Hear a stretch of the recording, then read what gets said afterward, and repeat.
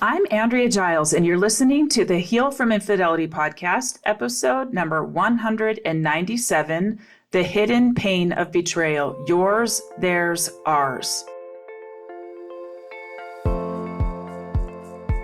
Hello, and welcome to the Heal from Infidelity podcast, where courageous women learn not only to heal from their spouse's betrayal, but to become the boldest, truest, most decisive, and confident versions of themselves ever.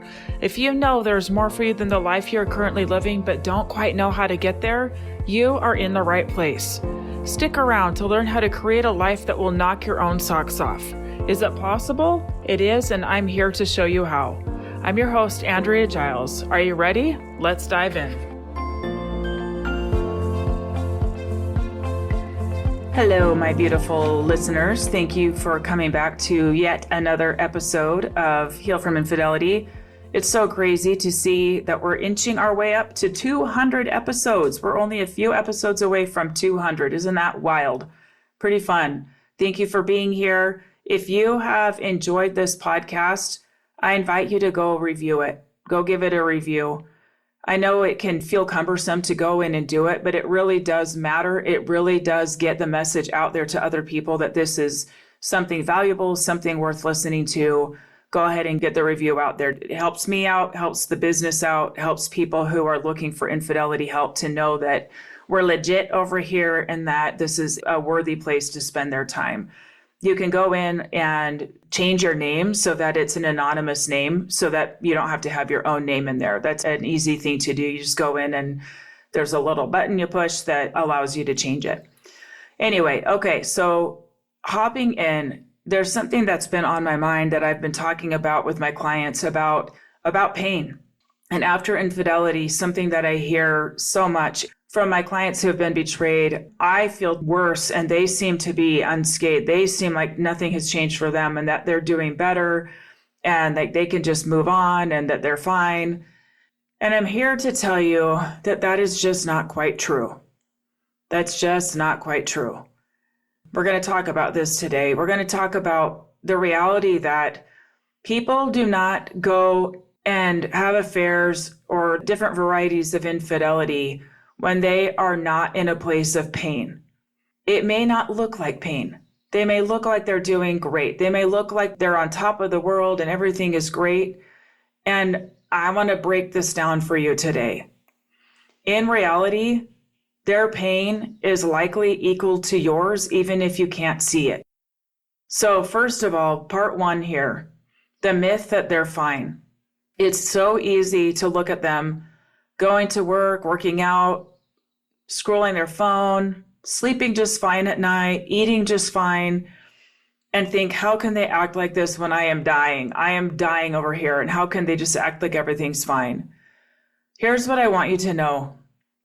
What looks like calm is often shut down. What looks like normal is often very deep disconnection. They may not feel the full weight of what they did yet, or they're doing everything they can to avoid it, because facing it would mean facing who they were being when they made those choices. It would mean looking at how they betrayed not just you, but themselves. And even deeper than that, answering the questions of why, what was it that I was seeking? What was I looking for? And facing all of that and facing the truth about different pains in their life that likely go way, way back, long before you came into the picture, and really acknowledging those pains and feeling those pains and dealing with them. Their pain is equal, but it's different. It's different. It manifests differently. Pain isn't just tears. Pain can be shame that is so deep that it feels like death. That really going into that place of shame feels like death. Like I will do everything I can to not go there. It can be self-loathing. It can be regret. It can be terror of losing everything, or guilt so overwhelming that the only way to survive is to numb it out, to keep busy, to use words like, can we just move forward now? Can we just get on with it? Avoidance of pain does not erase it. It just delays it. It puts it off. And when it shows up, it is much, much heavier because it's been hiding under layers of blame and justification and compartmentalization. When it shows up, it can feel so, so overwhelming, okay? So just like betrayed partners have ways of avoiding pain, such as rumination, trying desperately to control outcomes, clinging to certainty, betraying partners avoid pain too. I want to pause here for a minute and talk about that. Betrayed partners do these things, rumination, trying to control outcomes. Why? Because we are so afraid of facing the pain of things not going the way we want them to. If I show up in this way, if I keep looking at his phone, if I keep checking and thinking about it constantly, then it's going to help eliminate the risk that he'll do it again. I'm going to make sure that he's on track. I'm going to make sure he's doing his work. I'm going to make sure he gets the help. I got to know, right? And really what we're doing by staying in that place is we are actually avoiding our own pain, because part of facing our own pain is facing head on the risk of not knowing yet how this thing is going to go down. That's part of facing pain. Okay. So the partner might minimize what happened. They might defend themselves endlessly or go into despair and hopelessness so that they don't actually have to take responsibility. And that likely doesn't feel great to the one who was betrayed, because it's like, I need to see that you understand. I need to see that you really, really get it here, and that all of this isn't for nothing, right? Okay, so what are indicators of real healing? How do you know if the person who betrayed you is actually healing? Here's a couple indicators. One, they're facing their pain with honesty. They're not just feeling bad that they got caught. They're feeling heartbreak for what they did, for the harm they caused, and for the parts of themselves they abandoned along the way. I'm telling you, there's so much self-abandonment in cheating. There's so much self-abandonment because it is believing that they don't have within themselves or within the relationship enough to feel good about themselves, and that they need to go elsewhere for it, and end up causing so much more pain, so much more suffering for themselves, for other people. And recognizing that is a bitter pill to swallow. Knowing that they really lost sight of who they are, what they want, who they want to be, can be brutally painful, and partly not wanting to be faced because it's so painful, right? But for the betrayed partner, they do need to see, is this somebody who is actually willing to face their pain, not just in those initial days of getting caught, but over time? Like, are they growing into somebody who can come to me and say, hey, I was thinking about this situation and I remember that I did this thing and this is what was going on for me. And now that I can see it, I just shake my head and go, wow, what was I thinking? But they're able to tell you about it. They're able to come and talk to you about it. And that is such an indicator of healing, that they can come and talk about it, that they can bring it up, that they can randomly go, I am so sorry. I'm so sorry for the pain that I've caused. And I'm here and I love you and I care about you. And that they recognize within themselves where some of that came from, that they're not avoiding looking at it. They're not avoiding looking at some of the bigger truths that are painful to see, okay?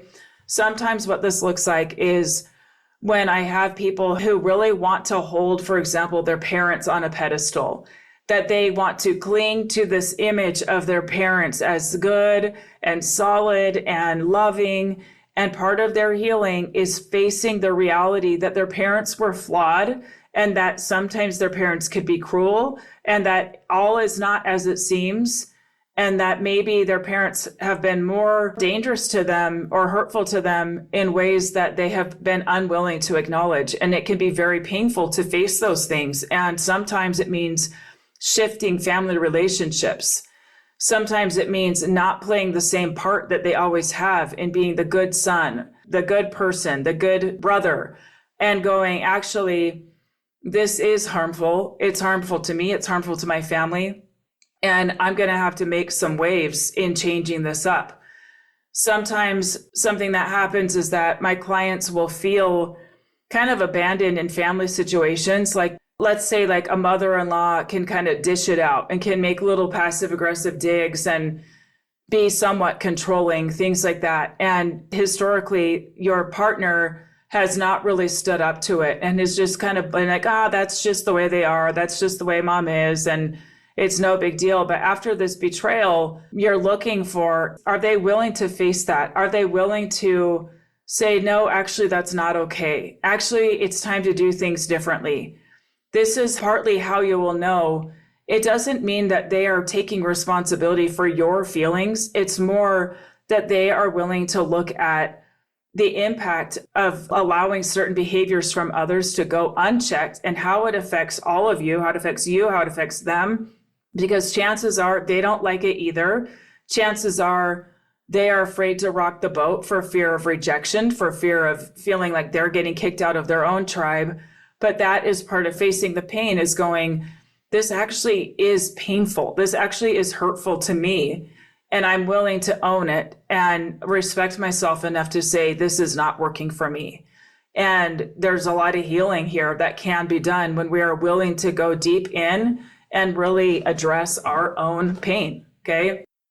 Another indicator that the person who did the betraying is actually healing is that they're able to sit with your pain without being in a hurry to fix it, without trying to defend themselves or blame you. They can witness your devastation because they're witnessing their own. They are feeling their own pain. They're like, oof, if this hurts me this bad, imagine how you must feel. And they're able to be a witness to it without needing to hurry up and fix it or get out of it or kind of try to put a timeline on it, okay? They can name the full impact of their choices on your life and their life without needing to rush past it to feel better. They don't need to be in a big hurry. This is real remorse. That's real change. And it's very painful, okay? It's excruciating. It's excruciating to have some of these conversations when you are witnessing somebody else's pain, where they are witnessing your pain. It's painful and it's so beautiful and healing at the same time. So beautiful and so healing, where we can set down our own ego and our own pretenses and our own defenses and just listen to another human being as they are sharing with us their pain. Okay? All right, I want to talk now to the betrayed partner and the importance of feeling their pain too. They need to hear your pain, but part of healing is being willing to hear theirs too. And for you, the betrayed partner, healing isn't just about feeling your own pain. It's about being able to see their pain too, not from a place of excusing them, but from a place of truth and honesty. It's about seeing them as a human being who acted from disconnection, from fear, from emptiness, from avoidance, from their own pain, okay? Seeing this does not mean that you stay. Please know this. Seeing it does not mean that you stay. It doesn't mean you trust them today. It simply means that you are rooted in reality, not in the fantasy story of what we are telling about them, about being so evil and that you're just a victim here. Honestly, everybody here is a victim in their own way. And one kind of acted out from their painful places inside. They acted out from the pain. And the betrayed partner is the receiver of their acting out. And it's not fair and it's not okay. But that's really what's going on. That's the truth of it, okay? Here's what is true. When you can hold awareness of their pain alongside your own, it frees you from resentment, okay? It frees you to choose your next steps with clarity and not just from anger. It frees you up to have more information to go, okay, maybe this person's not just this horrible person that's just this selfish SOB, right? If we can move past that into seeing the whole picture of somebody and where they've come from and what pain they've been carrying and what pain they have been desperately trying to get out of by doing the things that they're doing, it does give us a fuller picture of who we are with and what they are willing to do, okay? What you need to know is this person willing to face their pain and then recognize the impact of their unprocessed pain on other people, on you. I can understand their pain, and I'm not willing to stand in the line of fire again when they are still not addressing it. Okay, because it creates more risk for you if they have not tapped into their own pain and really done their own work in this area to not be such a risk that they're not going to need to act out from that pain and keeping you in a place of going, I'm not quite sure what's going to be thrown at me this day, right? I want you to know, though, that you can be a huge piece of being a witness to somebody else's pain, that we can offer compassion. It is not excusing it. It is not excusing it.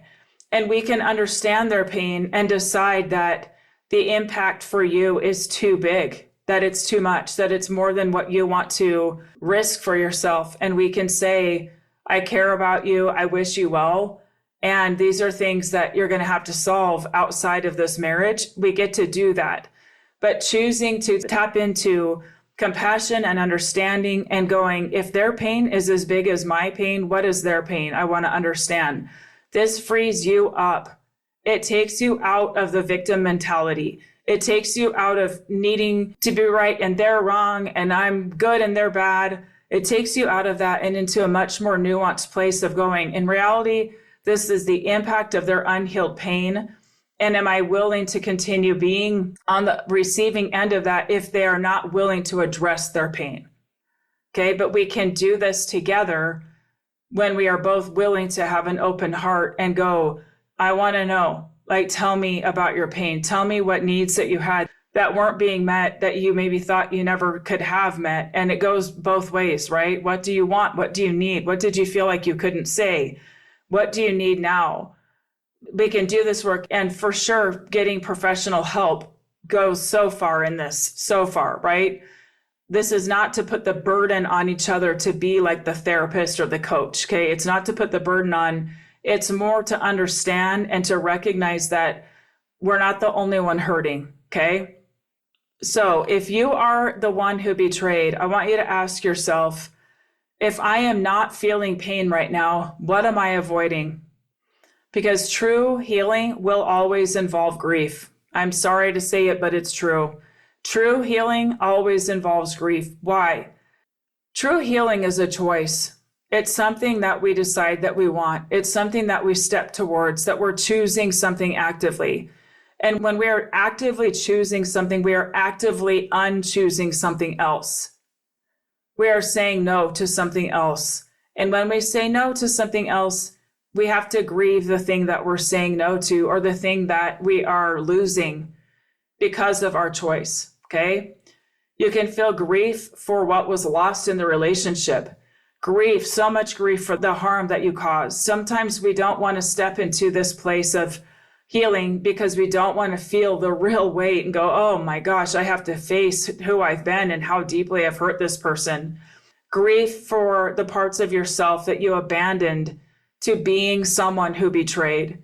And if you're the one who got betrayed, their healing is not your job, okay? Their healing is not your job, but your compassion, even if it's just quiet compassion in your own heart, can liberate you. It can free you, because real healing is not at all about seeing them suffer. It's not at all about seeing them suffer. Real healing is about becoming someone who can hold the full truth. There's yours, the entire picture, without it destroying you. That you can hold it, that you can hold all the emotion that comes up as you see all sides of this situation. That is part of real healing. The truth about infidelity is that it reveals pain on every side. The question here is, am I going to use this pain to awaken to a deeper truth, or am I going to keep covering it up? Will you choose the path that transforms you, or the path that keeps you trapped in pain and avoidance? Healing means facing what you'd rather avoid in yourself and in each other, and sitting with it, expanding in your truth telling of looking at that pain, and ultimately deciding how you want to lead yourself out of that pain. What do I want to do with this pain? Here it is. What do I want to do with it? What healing needs to take place, not to avoid feeling this way, but to actually help heal this pain, okay? If this resonates with you, Those of you who have been betrayed, I invite you to apply for my Get Your Life Back After Infidelity program. Part of what we do in this program, one whole section of it is about facing truth. It's about facing truth, facing pain, really opening ourselves up to all of it so that we can understand beyond our pain, what it is that we actually want, what actually happened here. We have to feel our own grief about how did I let myself become so disengaged or disconnected with the things that I want? How was I just going along with things that have not been working for a long time? And why did I do that? Like, that's some of the pain, the identity shift that comes up with this of going, okay, things are not what I thought they were. So what is true? There's a lot there that needs to be faced. And this is some of the biggest work that we do inside the Get Your Life Back After Infidelity program. Get your applications in and we'll get you in to this program. It will help you with this tremendously, okay? Thank you so much for being here today. And again, if you want to go deeper, go ahead and apply for the program. And I will see you next time. Thank you so much for being here. Thank you for listening to the Heal from Infidelity podcast. If you would like to be kept in the know about upcoming free classes, new podcast episodes, and other ways of working with me, go subscribe to my weekly email. You can subscribe at AndreaGiles.com/lies-about-infidelity/. Again, it's AndreaGiles.com/lies-about-infidelity/. I will see you next time.